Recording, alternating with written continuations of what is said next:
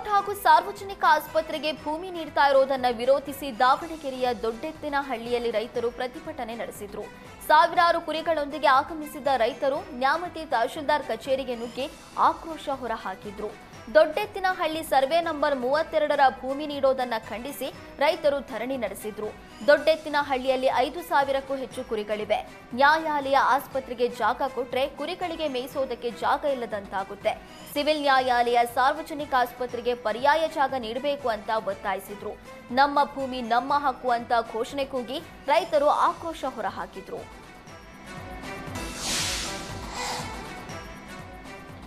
ಪ್ರತ್ಯೇಕ ಚಿಕ್ಕೋಡಿ ಜಿಲ್ಲೆ ರಚನೆಗೆ ಒತ್ತಾಯಿಸಿ ಚಿಕ್ಕೋಡಿ ಜಿಲ್ಲಾ ಹೋರಾಟ ಸಮಿತಿ ಮತ್ತೊಂದು ಸುತ್ತಿನ ಹೋರಾಟಕ್ಕೆ ಇಳಿದಿದೆ. ಜಿಲ್ಲೆ ರಚನೆ ಸಂಬಂಧ ಇಂದು ಚಿಕ್ಕೋಡಿ ಪ್ರವಾಸಿ ಮಂದಿರದಲ್ಲಿ ಸಂಪಾದನಾ ಚರಮೂರ್ತಿ ಮಠದ ಶ್ರೀಗಳ ನೇತೃತ್ವದಲ್ಲಿ ಮಹತ್ವದ ಸಭೆ ನಡೆಸಲಾಗಿದೆ. ಅಕ್ಟೋಬರ್ 2ರ ಒಳಗಾಗಿ ಚಿಕ್ಕೋಡಿ ಜಿಲ್ಲೆ ಘೋಷಣೆ ಮಾಡಬೇಕು, ಇಲ್ಲವಾದರಲ್ಲಿ ರಾಜಕೀಯ ನಾಯಕರುಗಳ ಮನೆ ಮುಂದೆ ಪ್ರತಿಭಟನೆ ನಡೆಸುವುದಾಗಿ ಪ್ರತಿಭಟನಾಕಾರರು ಎಚ್ಚರಿಕೆ ನೀಡಿದರು. ಇದೇ ವೇಳೆ ಬೆಳಗಾವಿಯ ಜನಪ್ರತಿನಿಧಿಗಳ ಫೋಟೋ ಹಿಡಿದು ಧಿಕ್ಕಾರ ಕೂಗಿ ಪ್ರತಿಭಟನಾಕಾರರು ಆಕ್ರೋಶ ಹೊರಹಾಕಿದ್ರು. ಧರ್ಮಸ್ಥಳದ ವಿರುದ್ಧ ಅಪಪ್ರಚಾರ ಖಂಡಿಸಿ ರಾಜ್ಯದಾದ್ಯಂತ ಹೋರಾಟ ಪ್ರತಿಭಟನೆಗಳು ಜೋರಾಗ್ತಿವೆ. ಚಿಕ್ಕಮಗಳೂರಿನ ಹನುಮಂತಪ್ಪ ವೃತ್ತದಲ್ಲಿ ಧರ್ಮಸ್ಥಳ ಮಹಾದ್ವಾರ ಮಾದರಿ ಸಿದ್ಧಪಡಿಸಲಾಗಿದೆ. ನಗರದ ಓಂಕಾರೇಶ್ವರ ದೇವಸ್ಥಾನದಲ್ಲಿ ಗಣೇಶ ಕೂರಿಸಲಾಗ್ತಾ ಇದ್ದು, ಈ ಹಿನ್ನೆಲೆ ಹಿಂದೂ ಸಂಘಟನೆಗಳು ಧರ್ಮಸ್ಥಳ ಮಹಾದ್ವಾರ ಮಾದರಿಯ ಸ್ವಾಗತ ಕಮಾನು ನಿರ್ಮಿಸಿದ್ದು ಗಮನ ಸೆಳೆದಿದೆ.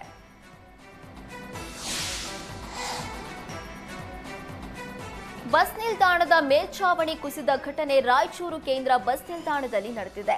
ಮೇಲ್ಛಾವಣಿಯ ಕೆಲ ಭಾಗ ಕುಸಿದು ಪ್ರಯಾಣಿಕರ ಕುರ್ಚಿ ಮೇಲೆ ಬಿದ್ದಿದೆ. ಅದೃಷ್ಟವಶಾತ್ ಮೇಲ್ಛಾವಣಿ ಕುಸಿಯುವ ವೇಳೆ ಪ್ರಯಾಣಿಕರು ಇಲ್ಲದ ಕಾರಣ ಸ್ವಲ್ಪತ್ರಲ್ಲೇ ಭಾರಿ ಅನಾಹುತವೊಂದು ತಪ್ಪಿದೆ.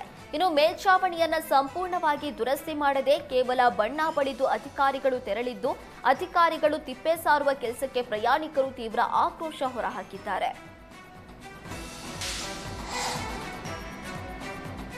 ಚಿಕ್ಕಮಗಳೂರಿನಲ್ಲಿ ಸರಣಿ ಅಪಘಾತ ಸಂಭವಿಸಿದ್ದು ಓರ್ವನಿಗೆ ಗಂಭೀರ ಗಾಯವಾಗಿದೆ. ಮೂಡಿಗೆರೆ ತಾಲೂಕಿನ ಹೊರಟ್ಟಿ ಗ್ರಾಮದ ರಾಷ್ಟ್ರೀಯ ಹೆದ್ದಾರಿ 173ರಲ್ಲಿ ಅಪಘಾತ ಸಂಭವಿಸಿದೆ. ಪಿಕಪ್ ಜೀಪ್, ಕಾರು ಹಾಗೂ ಬೈಕ್ ನಡುವೆ ಸರಣಿ ಅಪಘಾತ ಸಂಭವಿಸಿದೆ. ಅಪಘಾತದಲ್ಲಿ ಬೈಕ್ ಸವಾರನಿಗೆ ಗಂಭೀರ ಗಾಯವಾಗಿದ್ದು ಆಸ್ಪತ್ರೆಗೆ ದಾಖಲಿಸಿ ಚಿಕಿತ್ಸೆ ಕೊಡಿಸಲಾಗಿದೆ. ಇನ್ನು ಸರಣಿ ಅಪಘಾತದಿಂದ ರಾಷ್ಟ್ರೀಯ ಹೆದ್ದಾರಿಯಲ್ಲಿ ಕೆಲಕಾಲ ಸಂಚಾರ ಅಸ್ತವ್ಯಸ್ತಗೊಂಡಿತ್ತು. ಘಟನಾ ಸ್ಥಳಕ್ಕೆ ಪೊಲೀಸರು ಭೇಟಿ ನೀಡಿ ಪರಿಶೀಲನೆ ನಡೆಸಿದ್ರು. ಹುಬ್ಬಳ್ಳಿಯ ಈದ್ಗಾ ಮೈದಾನದಲ್ಲಿ ಗಣೇಶ ಪ್ರತಿಷ್ಠಾಪನೆಗೆ ಸಕಲ ತಯಾರಿ ನಡೆಸಲಾಗ್ತಾ ಇದೆ. ಇಂದು ಮಂಟಪ ನಿರ್ಮಾಣಕ್ಕೆ ಹಾಲುಕಂಬ ಪೂಜೆ ನೆರವೇರಿಸಲಾಗಿದ್ದು, ಗಜಾನನ ಉತ್ಸವ ಮಹಾಮಂಡಳಿಯ ಅಧ್ಯಕ್ಷ ಸಂಜೀವ ಬಡಸ್ಕರ್ ನೇತೃತ್ವದಲ್ಲಿ ಪೂಜೆ ಕೈಂಕರ್ಯ ನಡೆಸಲಾಯಿತು. ಈ ವೇಳೆ ಶಾಸಕ ಮಹೇಶ್ ತೆಂಗಿನಕಾಯಿ, ಉಪಮೇಯರ್ ಸಂತೋಷ್ ಚೌಹಾಣ್ ಉಪಸ್ಥಿತರಿದ್ದರು.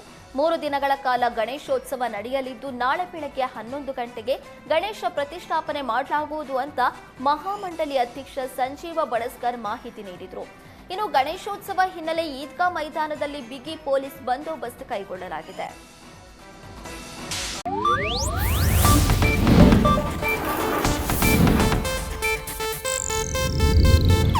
ಇದು ಏಷ್ಯಾನೆಟ್ ನ್ಯೂಸ್ ನೆಟ್ವರ್ಕ್ ಪ್ರಸ್ತುತಿ.